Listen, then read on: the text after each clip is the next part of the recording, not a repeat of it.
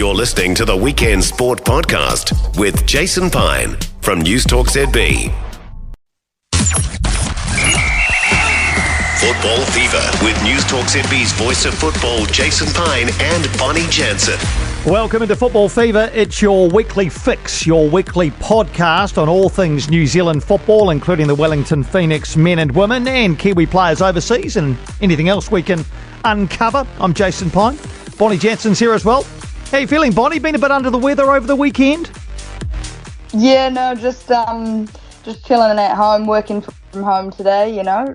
Kind of COVID's floating around the flat, so it's better to stay at home. All right, well, we know we can't catch it off a podcast, so that's good news. Exactly. But we can talk football. Goals galore across the Wellington Phoenix men's and women's fixtures over the weekend. Let's start with the men, who played Adelaide United at Sky Stadium yesterday, a 3-2 win eventually. Your overall assessment of the way the Phoenix played, 10 games unbeaten now, Bonnie. I don't know whether they'd say it was their best performance of the season, though. No, maybe not. It was obviously a very exciting one for the fans. I know my family were there in the stands. Your call on the commentary was very exciting, and it looked like a thrilling match. But in terms of the Phoenix performance, yeah, probably not their best effort. But in saying that, they're still getting results, and it's just another 3 points to add. They're back at the top of the table. You know, I wouldn't be too concerned. I think there's a lot more in them, and hopefully, you know, they're kind of having excellent performances from those playoff matches when we really need them to. How important is that to still grind out wins, to get points, to get results, even though you're not playing your best? When you look at the season in its totality, how important is it to sometimes just get the result any way you can?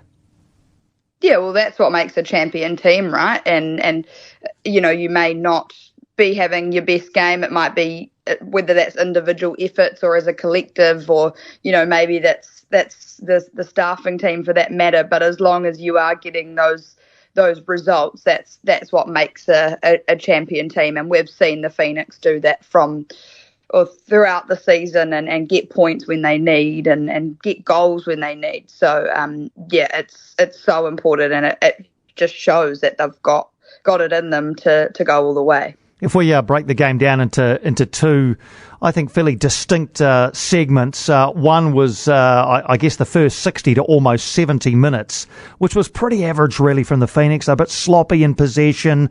They gave away the ball a bit in the defensive third and put themselves under pressure. Ben Old got a goal, though. It looked for all the world as though he'd straight into an offside position, and he even said afterwards his gut feel was that he was offside.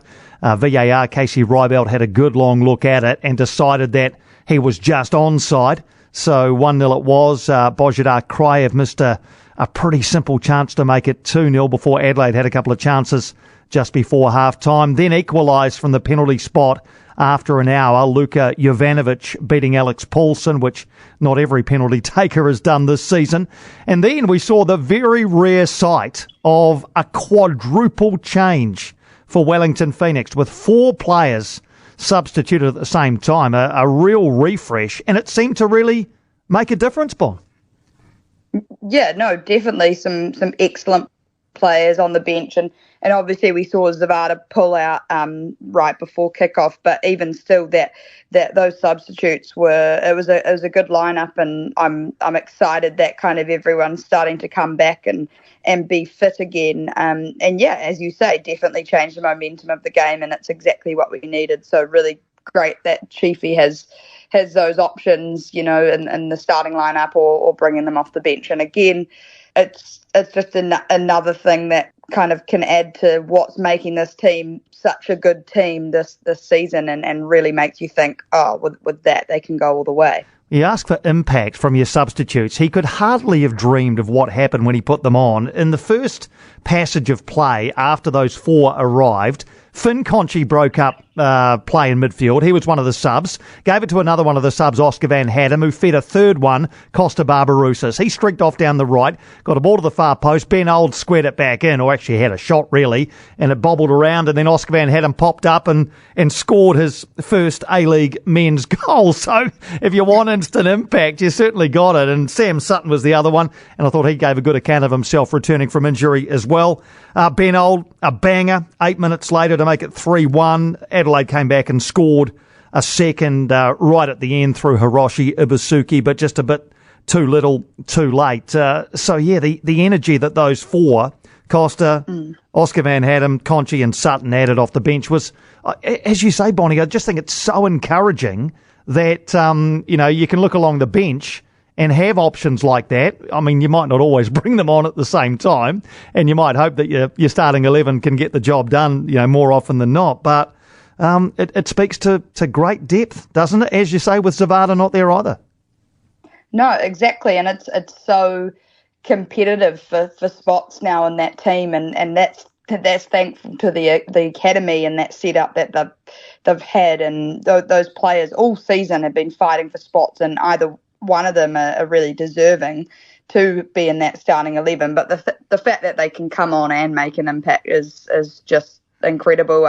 Oscar Van Haddam's goal was awesome. I felt a bit sad for Ben Old. He potentially, maybe it was floating back in, and maybe he didn't need to touch it in. But it was great that time and time again that the depth is proven in this squad. Yeah, I was delighted for Oscar Van Haddam as well. That was his 30th appearance for the Phoenix last night, and had the chance to chat to him afterwards. And he said, look, it hasn't been front of mind, but it has to be there in your mind when you're a striker and it's your job to score goals.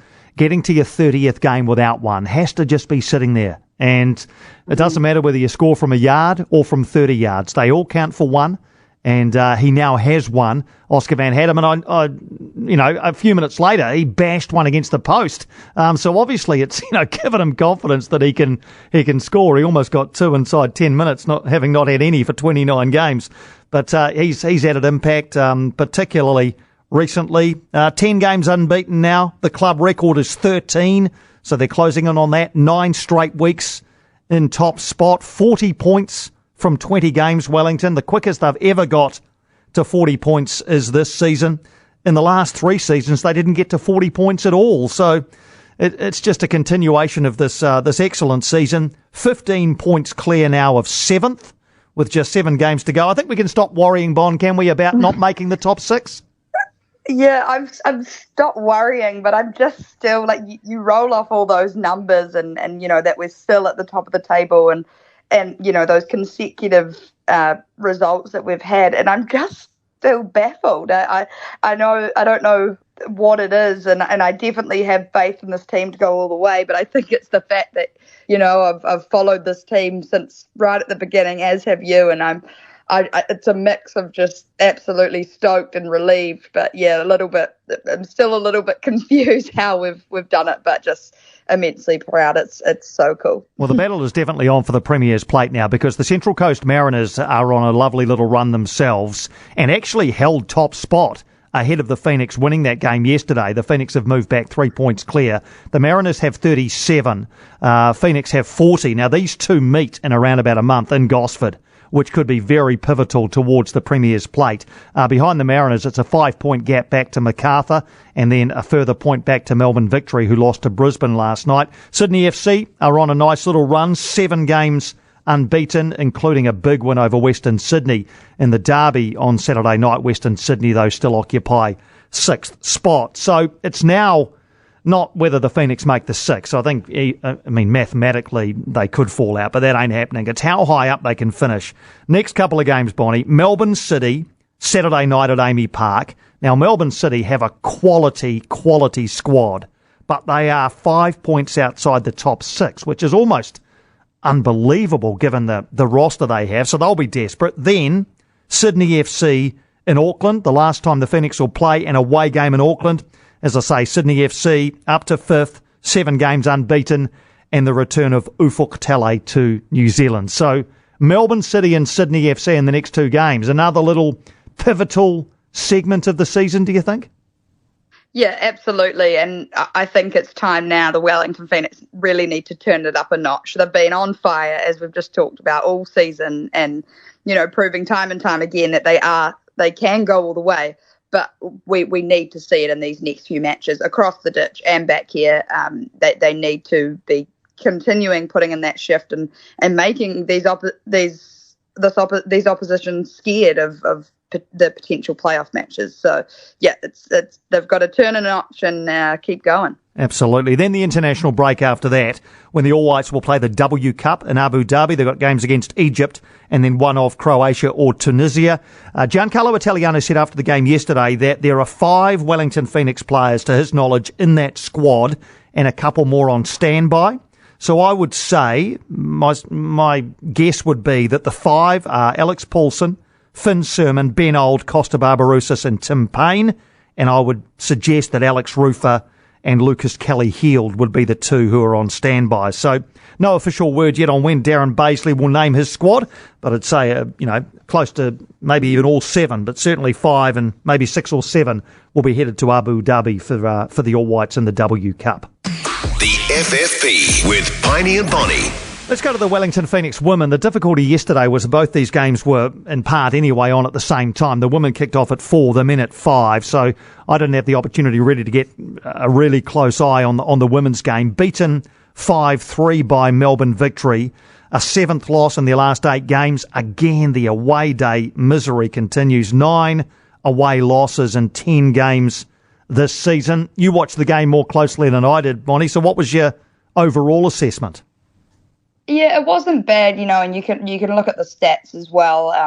And they had a fair share of possession and shots on goal and stuff. But you can see it's a mindset thing with this team now. And once you have a couple of losses on the road or in a similar format, it's hard to get out of that kind of rut. And I think that's what's happening with this team. I think they really missed Mariana Speckmeyer up the top, or from the start anyway. She obviously came off the bench, but yeah, it's just something's not gelling, and we've talked about this for weeks now, and it's showing in their results. But, all in all, the game was, a good performance. Melbourne Victory, clearly the better team. And, I think a lot of the goals were clear defensive errors, and that's something that we haven't seen from the Phoenix in a while. Yeah, I watched the goals, and Alex Chidiac, an absolute banger from outside the area, although I think it did rebound off the crossbar into the back of Riley Foster before it went over the line. But the other 4, 2 of them were from corners, and the marking was,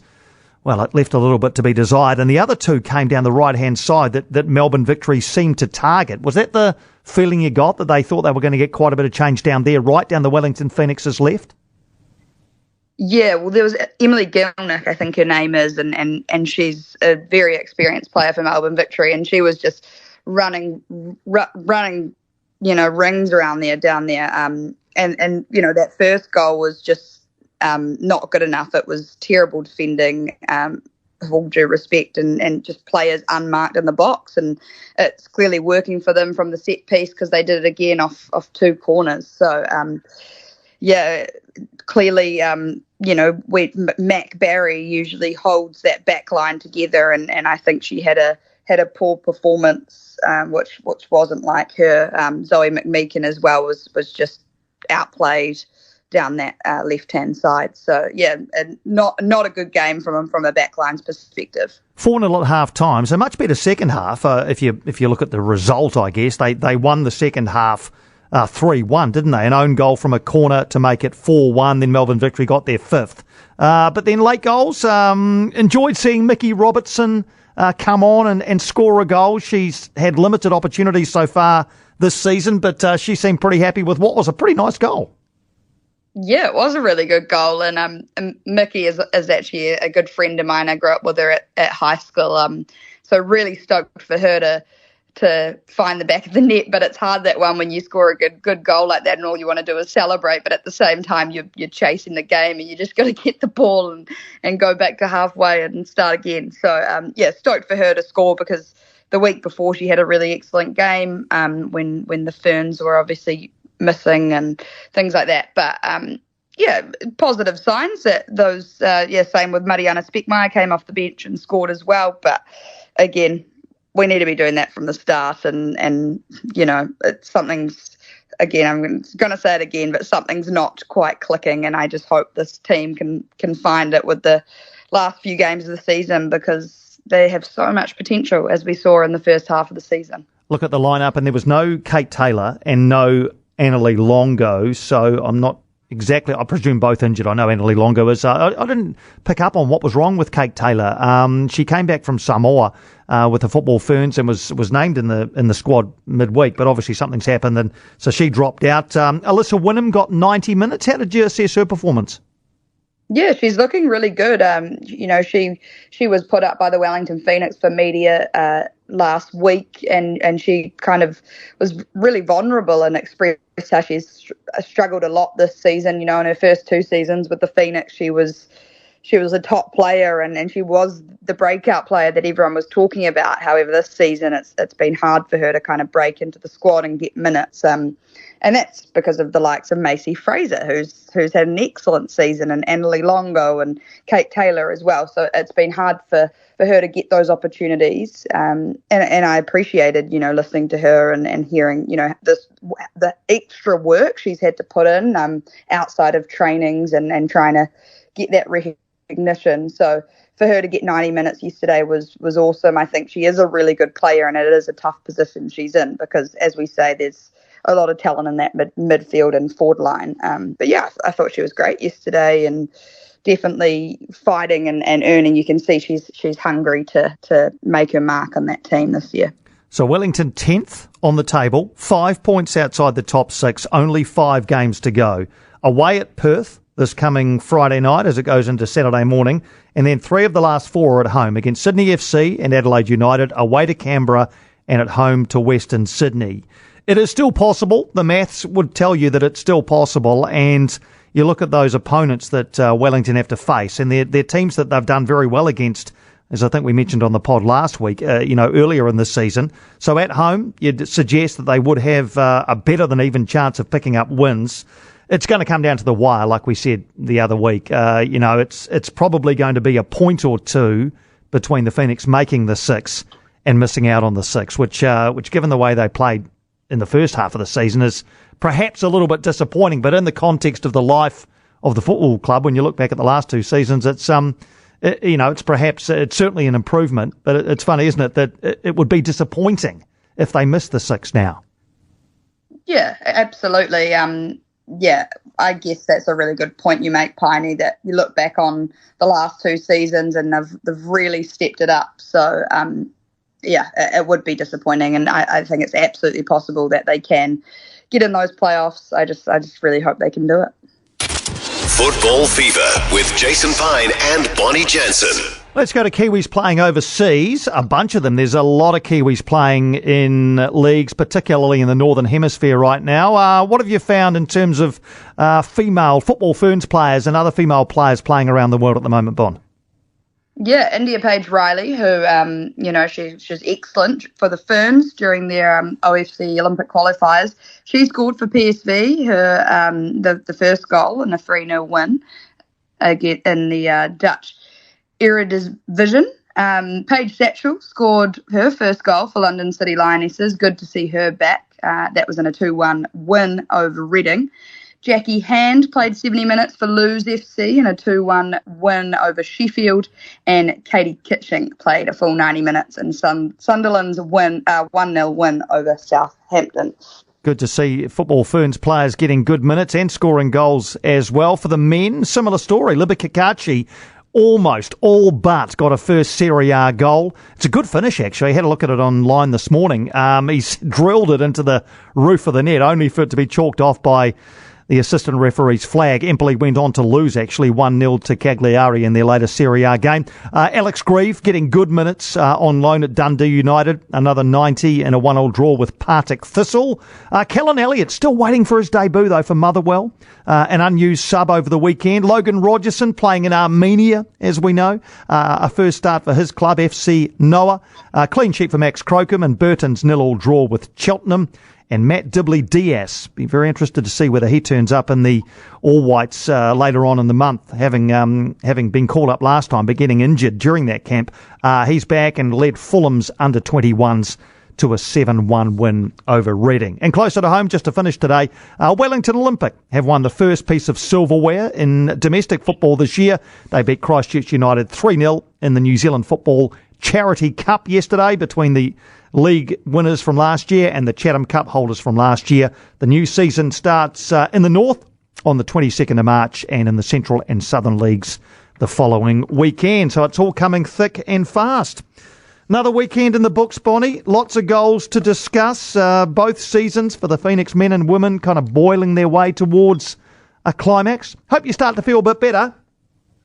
Thanks, Piney. Me too. And hoping, obviously, for a couple of big wins from both the men's and women's Phoenix teams over the weekend, because we certainly need it. Football Fever on iHeartRadio. For more from Weekend Sport with Jason Pine, listen live to News Talk ZB weekends from midday or follow the podcast on iHeartRadio.